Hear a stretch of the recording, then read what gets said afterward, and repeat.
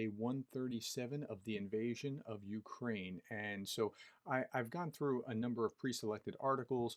The spokesperson for the Odessa region says that the Russian forces were purposely destroying crops. So, yeah, there is kind of a war on food, and they're doing this intentionally.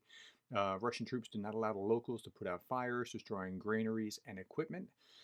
They've also been continually shelling major areas over across the country. Zelensky said on Saturday that the Russian army had attacked the cities of Mykolaiv, Kharkiv, I can't pronounce this one, Zaporizhia, all over the country, and they've been continually doing that. Now, that gels very carefully or closely with another estimate here, and that is that the Institute for the Study of War talks about how Russian forces are in the midst of a theater-wide operational pause. And that sounds like it doesn't fit, but it does, because the operational pause is characterized by Russian troops regrouping, resting, refitting, reconstituting, but they're continually shelling in the meantime. So the artillery is still going, but the ground troops are getting a chance to rest.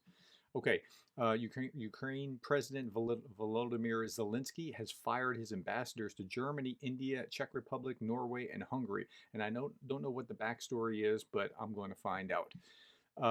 Let's keep going back to the Institute for the Study of War. Russian bloggers, that's military bloggers, provided more evidence of tension between the Russian military command and Russian war correspondents. So apparently Putin's like clamping down on them and has been clamping down on them since June 15th. And it's the relationship between them has been souring quite a bit. More evidence of this. Russian artillery continues to strike Slovansk area and near Lysychansk, and fires from Izium. Okay, so if we go to the deep state map, Slovansk is here, Izium is above it.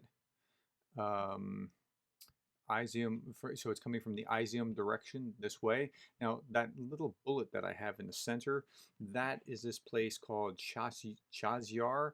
Chazyar is this thing, and let me look at this.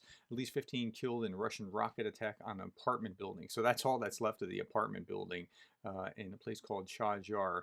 And I mean, it's just like you're attacking apartment buildings. You're not attacking military locations. Like if you're attacking a military barracks, okay, they're military, but just residential buildings, this is just evil. Andrei Yermak, chief of staff, Ukraine's president, said that the strike was another terrorist attack, and I think that's right. I mean, how do you characterize it other than terrorism? Russia should be designated a state sponsor of terrorism, and they've been beating this drum for a while. So that's Chazyar, and Chazyar is going to be kind of in the direction. So it's probably come from the south here, but Sloviansk, and then you have Bakhmut. These are going to be the major players. Kramatorsk, Chazyar is going to be in their sights before long if Russia can sweep from the east, as they're going to probably plan to do. Okay. An article in RT, but I saw the same kind of article in the BBC.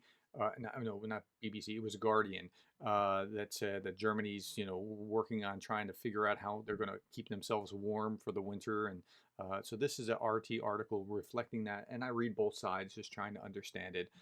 Here's the Guardian talking about how the UK is gearing up for the worst case scenarios. The energy supplies. They have a deal for gas from Norway. They're working on trying to make sure coal plants are still firing. They're trying to figure out how to boost nuclear capacity. They're trying to do everything that they can to get things to operate. Okay, just a couple more and we'll be done. Putin ally Lukashenko faces revolt from officers. Again, now this is Newsweek, so it's a reputable magazine. They're usually a little bit behind, but they're still reputable, and they don't print stuff that's generally not true. Senior officers from the 5th Brigade of the Special Forces warned in an open letter to Lukashenko, a close ally of Russian President Vladimir Putin, against troops fighting in Ukraine. They called it pure suicide.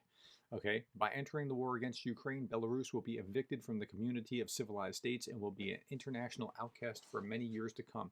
That is crazy when you think about this, that they would be saying something like that to Lukashenko. It's bad enough for like an American general to be saying in an open letter something to the American president, but Lukashenko is a dictator like Putin, and he could have them executed for this or whatever. So, in fact, we had a 3-star general that just lost their job for criticizing Jill Biden 2 days ago. Look it up. They're criticizing Jill Biden. He said something in a tweet like, "Well, now at least Jill Biden," because she was talking about how women have worked for 50 years for something or another, and his criticism was, "Well, at least now she knows what the definition of a woman is," and he was fired for that. So just think about how much worse it would be for a general in Belarus. The letter continues. Russian occupation of internationally recognized territory of Ukraine, which is a friend of our state, and its attempt to pull Belarus into a completely unprovoked war against a sovereign state can only be seen as the destruction of the sovereignty of Belarus. Look, these guys are right. I mean, if they do this, if they get pulled into this war, which Putin certainly wants to pull them into, it's bad for Belarus. It'll go very badly for them. Belarusians also do not support the war, according to a new poll that was published in Chatham House. Chatham House is in Britain. It's a think tank in Britain. The poll found that only 23% of the people supported Russia, compared. This is in Belarus. Supported Russia compared with 28% in March, so it's declining, and only 5% think that Belarusian soldiers should join Russia to fight the war. Okay, now I've been to Belarus.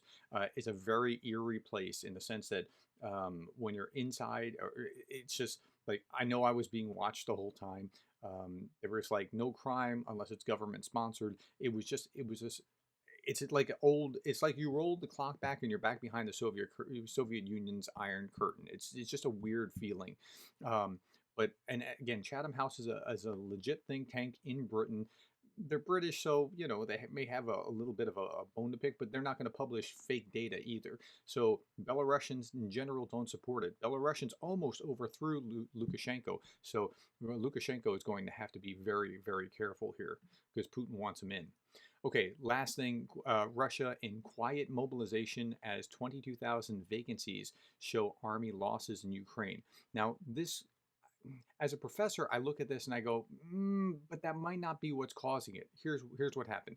Russia is carrying out quiet mobilization through its regional employment centers, according to a report from Ukraine's National Security and Defense Council. Okay, so Ukraine is the one pushing this out, so take it with a grain of salt just because, they have a different perspective.